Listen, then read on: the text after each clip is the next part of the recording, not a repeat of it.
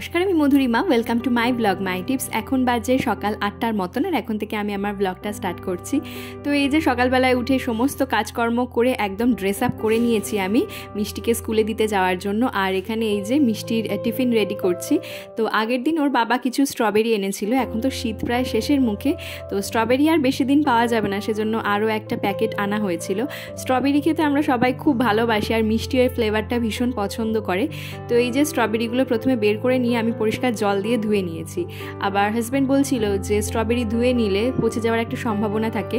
তো সেক্ষেত্রে আপনাদের একটা টিপস দিয়ে রাখি, যদি স্ট্রবেরি ধুয়ে ফেলা হয় আর যদি ফ্রিজে রেখে দেন তাহলে কিন্তু ডেফিনেটলি ওটা পচে যাবে।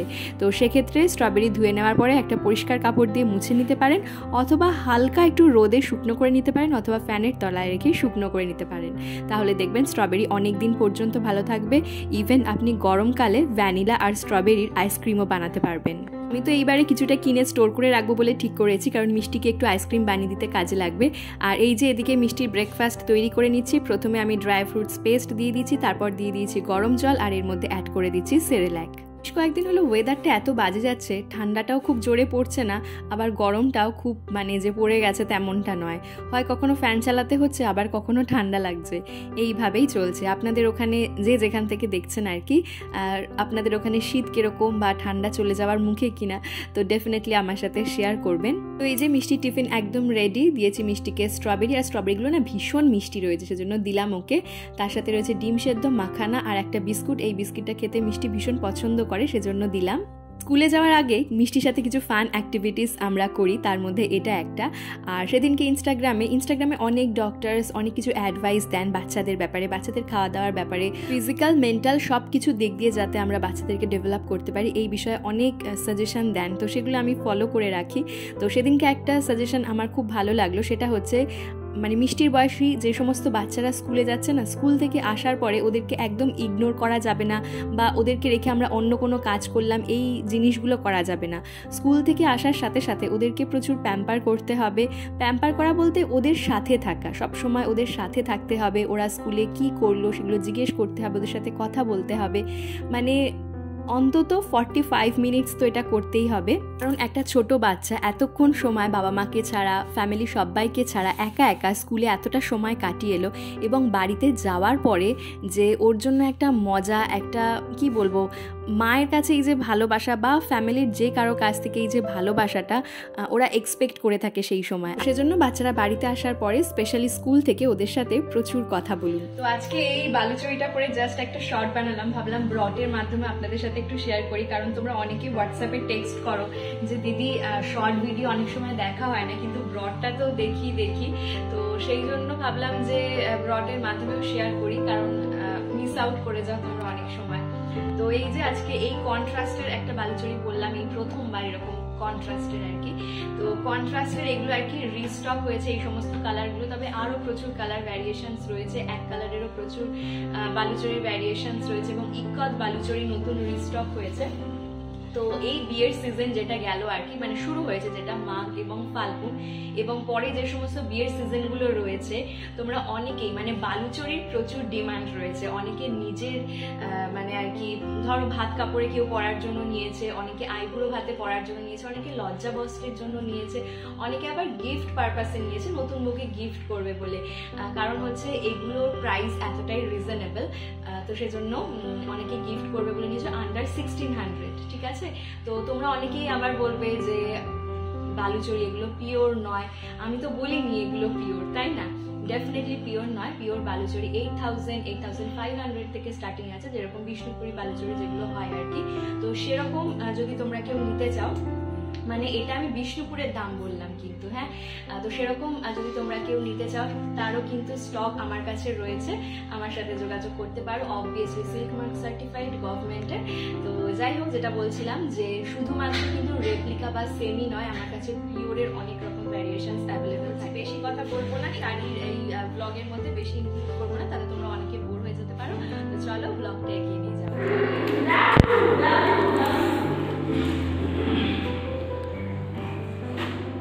মিষ্টির স্কুলের ম্যাম এই যে একটা ছোট্ট ভিডিও আমার সাথে শেয়ার করে নিয়েছেন হোয়াটসঅ্যাপের মাধ্যমে, তো তারই একটা ছোট্ট টুকরো আপনাদের সাথে শেয়ার করলাম।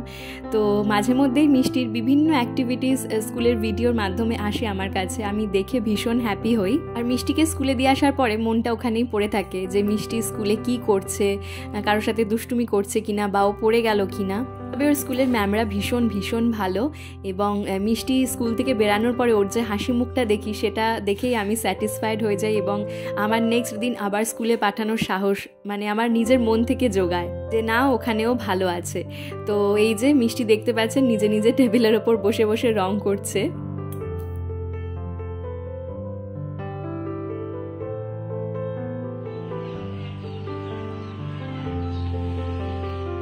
তো চলুন দেখে আসি যে কিরকম কাজ এগোচ্ছে।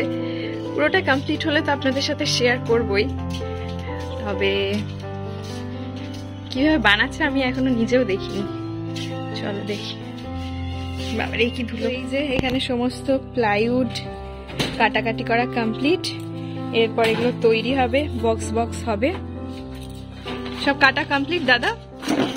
আচ্ছা, ভালো হয়েছে।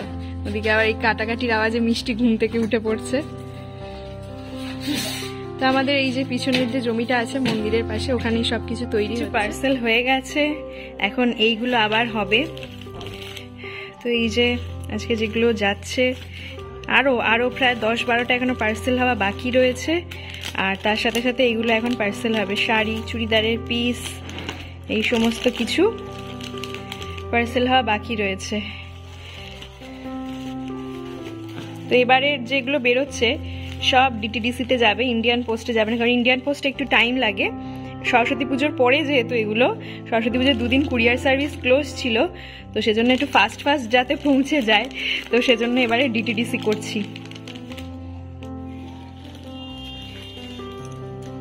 এখানে আরো কয়েকটা প্যাকিং হয়ে গেল। সন্ধেবেলায় মিষ্টির খাবার তৈরি করছি। তো মিষ্টিকে আজকে খাবারে দিচ্ছি রাগি, সন্ধেবেলার খাবারে। তো আপনারা অনেকেই হোয়াটসঅ্যাপে জিজ্ঞেস করেন কোন রাগিটা দিই। আমি গণেশের রাগিটা ব্যবহার করি, আর রাগিটা কিভাবে তৈরি করি সেটা অনেকে জিজ্ঞেস করেন, আর অনেকেই রিকোয়েস্ট করেছিলেন আরও একবার দেখানোর জন্য। বহুবার আপনাদের সাথে শেয়ার করেছি, আরও একবার দেখাচ্ছি। ঠান্ডা দুধ মানে একদম মানে নর্মাল টেম্পারেচারে থাকবে, ফ্রিজ থেকে বের করে বেশ কিছুক্ষণ রেখে দেবেন, নর্মাল টেম্পারেচারে চলে আসবে। তারপর যতটা পরিমাণ আপনার বেবি খেতে পারবে সেই অনুযায়ী রাগি আপনি এর মধ্যে অ্যাড করে নেবেন, এবং ভালোভাবে দুধের সাথে মিক্সড করে নেবেন যাতে কোনো রকম লাম্পস না থাকে। কারণ ছোটো ছোটো দানা যদি থেকে যায় তাহলে রাগি তৈরিটা না একদম স্মুথ হবে না, আর স্মুথ না হলে বাচ্চারা খেতে চাইবে না। তো আমি এই প্রথম দিন ভুলটা করেছিলাম, আর সেটা যাই হোক সেই থেকে শিখেছি এবং আবারও ঠিকঠাকভাবে করা শুরু করেছি। তো এই যে দেখতে পাচ্ছেন একদম ভালোভাবে দুধের সাথে মিশিয়ে নিলাম, এরপর আমি এটা গ্যাসের আঁচে বসাবো। আমি বলবো আমি তো কোনো ডাক্তার নই বা কোনো মেডিকেল পার্সন নই, তবে মা হিসাবে একটা অভিজ্ঞতা থেকে বলছি যে এই সমস্ত বাচ্চাদের না কনস্টিপেশন আছে, পটি করতে প্রবলেম হয়, তাদের রাগি না দেওয়াটাই বেটার। আর যদি এর ভালো গুণাগুণ জানার পর দিতেই চান তাহলে অবশ্যই চেষ্টা করবেন তার সাথে সাথে সুজিটাও দেওয়ার। এটা মানে আমি মেনে চলি আর কি। হ্যাঁ, সুজিটা দিলে কি হয় একদম পেট পরিষ্কার হয়, আর রাগি দিলে কনস্টিপেশনের একটা প্রবলেম হয়। তো সুতরাং যদি আমরা দুটো ব্যালেন্স করে চলি তাহলে না বাচ্চারা একদম ঠিক থাকে, সুস্থ থাকে, কোনো রকম পটির সমস্যা হয় না। তো এই যে মিষ্টির একটা ছোট বাটিতে আমি প্রথমে দুধের সর, মিষ্টির যে প্রত্যেক দিন গরুর দুধ আসে না তার মধ্যে একটা মোটা সর পড়ে, ওটা আমি প্রথমেই তুলে নিই ওর জন্য। আর এই যে রাগি এর মধ্যে অ্যাড করে দিলাম, তার উপর দিলাম বাটার, আর দিচ্ছি গুড়। গুড়টা মিষ্টিকে ডক্টর বলেছিলেন দিতে, তো সেই জন্য তারপর থেকে আমি গুড় দেওয়া স্টার্ট করি। তো এই যে মিষ্টির সন্ধ্যার খাবার একদম তৈরি। আর আমি দেখেছি মিষ্টির সেরেল্যাকের থেকে মানে বাজার চলতি যে নেসলে সেরেল্যাকগুলো হয় তার থেকেও এই ধরনের রাগি বা কর্নফ্লেক্স বা মুড়ি গুঁড়োটা মিষ্টি এখন ভীষণ পছন্দ করে। মাখান আর মুড়িটা আমি একসাথে গুঁড়ো করে রাখি, তো সেটাও কিন্তু মিষ্টি বেশ পছন্দ করে। তুমি কি করছো? তো এই যে ঘড়িতে এখন বাজে রাত 9:25, আর মিষ্টির একটু আগেই প্রচণ্ড জ্বর এসেছিল, তো ওর পিপি পুরো ব্যাপারটা সামলালো বলে আমার আর কোনো চাপ হলো না। একটু আগেই প্রায় 103-4 জ্বর ছিল, ভীষণ মানে আর কি আমি টেন্সড হয়ে গিয়েছিলাম, মানে ওর গা হাত পা এত গরম হয়ে গেছিল পুরো আগুনের মতন। ভাগ্যিস ওর পিপি বাড়িতে ছিল, সেজন্য পুরো ব্যাপারটা সামলে নিল। তো বাড়িতে একজন ডাক্তার থাকার এটাই উপকারিতা, স্পেশালি বাচ্চাদের ক্ষেত্রে। বাচ্চা বড় সবাইরই, তবে স্পেশালি বাচ্চাদের ক্ষেত্রে ওর পিপি সবটা সামলে দেয়।